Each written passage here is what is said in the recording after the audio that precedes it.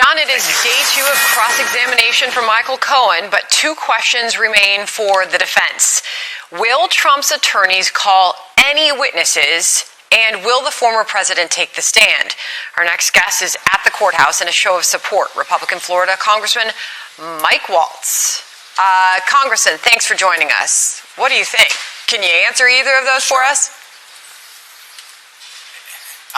I'm not going to get ahead of the defense's strategy, Sandra, but I could tell you, could I just take a step back and tell you how surreal it was sitting in that courtroom, seeing the President of the United States, the Commander-in-Chief, in a courtroom that deals with petty criminals, in a crime where he hasn't even been charged, with the key witness. I had even forgotten how much Cohen had lied. I had forgotten about the Intelligence Committee where he lied about Russia, and then lied about lying later on, and then lied to the judge when he pled guilty for lying. So the whole thing was surreal, and it takes me back to places I've served, Africa, South America, the Middle East, where weaponizing a judge and judicial system against a political opponent is normal. Where you run for office and you lose, you expect to get put in jail. And, is this where America's going? I just never thought I would see that firsthand with my own eyes, what I saw today. Yesterday at the Weaponization of Government Subcommittee, Robert Costello, who at one point was Michael Cohen's attorney, testified.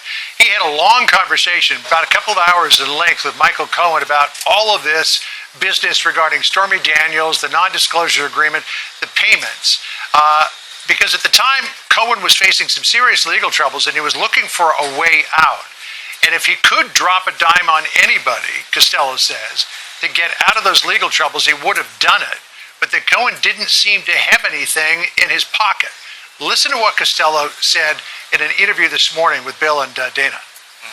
He kept on saying over and over again, 10 to 20 times, I swear to God, Bob, I don't have anything on Donald Trump. I even said to him, Michael, think about this.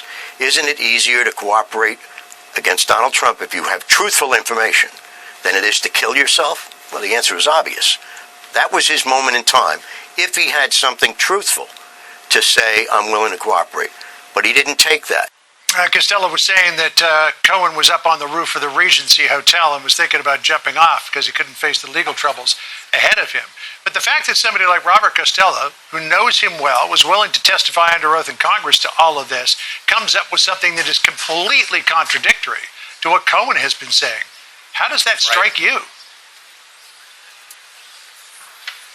Well, and that was his testimony to Congress, just yesterday. Yeah. I would love to see Costello up here as a defense witness saying, my former client is lying yet again and has every motivation to do so because he's enriching himself on podcasts and on TV shows and on networks and everywhere else. But, Cohen as a serial habitual liar is one thing. John, the thing that just continues to jump out to me is a judge that has no issue with his daughter making tons of money literally on this trial as a political operative that has Democrat members of Congress as her client, but then himself that contributes to Democrats. You contrast that, in Florida, judges won't even take a photo with me or any other politician. Yeah. I know a judge who's married to a county commissioner won't even go to events with his wife because he doesn't want to be seen in any way as anything but objective. But up here in New York, I guess that's okay, and I fear we're going to have this spread of this weaponization. And you know what? President Trump is going to be able to fight it off, but you start doing this to members of Congress, senators, just slinging around indictments, and our entire democracy is in trouble. We hear your concern and we sense your urgency. And I saw a tweet from you this morning, Congressman, where you alerted that you would be standing alongside the president, you said in this tweet, and his family at what you called a sham trial. And you lamented it's a shame our country's fallen to this place where New York Democrats have weaponized the courts to interfere with our election. You then said President Trump will beat this and we will send him back to the White House this November. The former president, this morning, as he was walking to the courtroom, he shared his concerns that he is not out on the campaign trail. What do you believe the impact is the longer he sits in that courtroom and is not out there campaigning? Well, actually, and this is going to be what historians look at as the sad irony of all of this, it's helping them.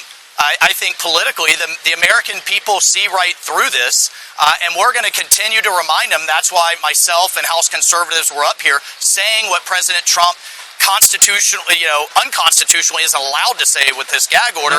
We're going to remind them that Biden's number 3 official in the Department of Justice is not down in Washington, D.C. in the DOJ. He's sitting right here in the courtroom a couple of feet from President Trump. This is election interference at its worst and a weaponized DOJ. Biden's number 3 justice official is right inside that room.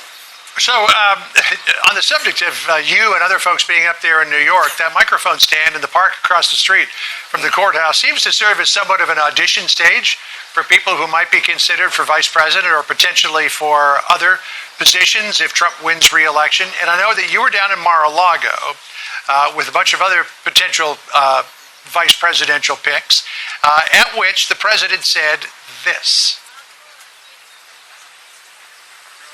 Oh, it's a full screen. I'm sorry.